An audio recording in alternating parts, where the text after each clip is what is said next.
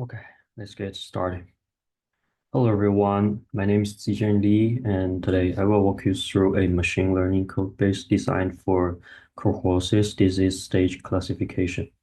This code applies various data pre-processing techniques, model selection strategies, and performance evaluations to predict whether a patient has cohorts. I will break you down to three key areas: the data preprocessing and modeling steps applied in this project, and why the chosen models, and insight from the result and what they mean for the real-world applications. So the first one is about the key data preprocessing and modeling steps. The first, I want to talk about the missing values.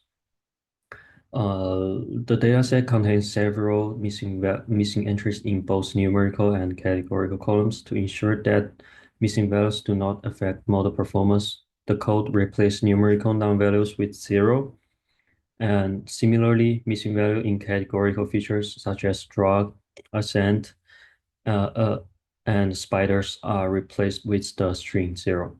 This allows the dataset to remain complete for model training. However, it's important to note that replacing missing values with zero assumes that they have no underlying significance, which may not always be the case in a medical dataset. And next is the target variable was encoded to simplify the classifications. The original dataset contained four stages of cohorts, but the code converts it into a binary classification problem. And stage four, it's assigned a value of one, representing cohorts positive patients, while all other stages are converted to zero, meaning cohorts negative. This transformation makes it easier for the model to learn pattern in the data. And another important step was addressing skewness in numerical data. Some medical test values, such as bilirubin and platelets, have highly skewed distributions, meaning that some patients have extremely high values. This can make it difficult for a model to generalize properly. To correct this, the code applies log transformation, which reduces the impact of extreme values while keeping the relationship between features intact. An outlier is another challenge in this data set. Instead of removing them, which could result in loss of valuable information, the code applies Turkish method to detect extreme values based on the IQR. After identifying outliers, winsorization is used to cap extreme values at the fifth and 95 percentiles, preventing them from distorting model training. And this approach ensures that our data remains robust while minimizing the impact of extreme cases. And the next steps was encoding categorical variables. Many machine learning models are required numerical input, so categorical features such as sex, edema, and ascites were converted into numerical values using one-hot encoding. And the argument ensures that one category from each feature is dropped, even preventing multicollinearity. This ensures that categorical features are correctly represented in a way that models can interpret effectively. After encoding, the code checks the balance of the dataset using y.mean. Since real-world medical datasets are often imbalanced, meaning there are many negative cases than positive cases.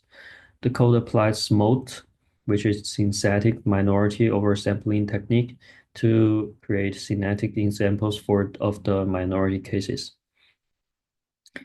class, sorry. This step ensures that the model does not become unbiased toward the majority class, improving its ability to predict positive cohorts cases. And another crucial step was feature correlation analysis. The code generates a correlation heat map, as you can see here, and showing the relationships between variables. Features that are highly correlated can be redundant, so feature selection is performed to retain only the most predictive variables by keeping features such as bilirubin, albumin, and age. The data set remains informative while reducing unnecessary complexity. Once the preprocessing was complete, we are here to the classifier steps and then the experimental setup.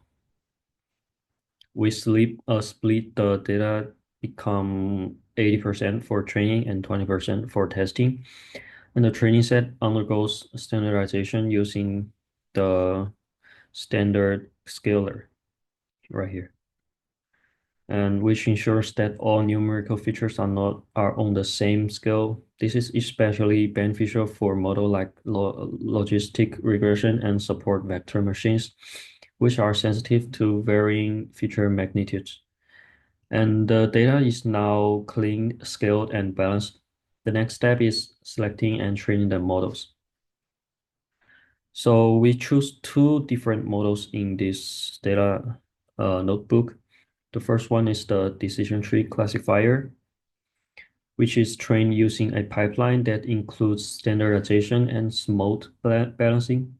Decision trees are a strong choice because they are handle nonlinear relationships well and do not require assumptions about the distributions of data. They are also highly interpretable, meaning we can easily identify which features play the biggest role in the predicting cohorts. And we will go through the accuracy after the model. So the second one is PyCaret low-code classifier. This is a auto machine learning tool that simplifies model selection and optimization. PyCaret's function test multiple classifiers, including logistic regression, XGBoost, and decision trees, selecting the best performing one, and it also applies hyperparameter tuning and cross-validation, which is the fold is equal to 5 to ensure that the model generalizes well. An advantage of PyCard is that it automates the entire process, making it efficient for testing multiple machine learning strategies. And each of these models plays a role in determining the most effective method for cohorts classification, allowing us to prepare performance and make informed decisions. And the insight from the result and real-world implication. After training, the model are evaluating using the cross-validation and test accuracy. We can see that the decision tree achieves a cross-validation score, which is 67.2%, and test accuracy nearly 64.3%, and the confusion metrics that the 17 false positive and 13 false negative were misclassified, while false positive meaning some patients were incorrectly labeled as having cirrhosis, and false negative are more concerning because real cirrhosis cases were missed. Feature importance analysis shows the bilirubin is the strongest predictor of cirrhosis, followed by albumin and platelets. These findings align with established medical research, confirming that liver function biomarkers play a critical role in cirrhosis diagnosis.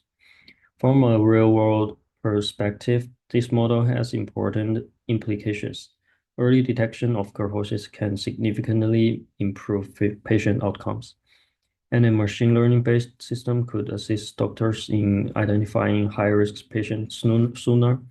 However, the false negative rate suggests that improvements are needed before such a model can be deployed in a clinical settings. Future work could involve incorporating more medical historic data and using deep learning approaches or refining feature selection techniques to enhance accuracy. And another application of this model is automated risk assessment in hospitals. AI-driven triaging could help healthcare provider prioritize high-risk cases and allocate resource more efficiently. With additional refinements, this model could be integrated into a clinical decision support system and assisting the doctors in making faster and more accurate diagnosis. And last is the conclusion. In summary, this machine learning pipeline for cohorts classification applies robust data pre-processing, model selection, and evaluation techniques to predict liver disease. The decision tree and random, no, not the random forest. It's about the pie carrot. It's a chosen for their ability to handle the complex data. And also, the model performed moderately well, improvements in feature selection and dataset expansion, and deep learning integration could significantly enhance its accuracy. And in the future, AI-driven cohorts detection could play a vital role in early intervention, resource allocation, and patient care. And that's all my presentation. Thank you.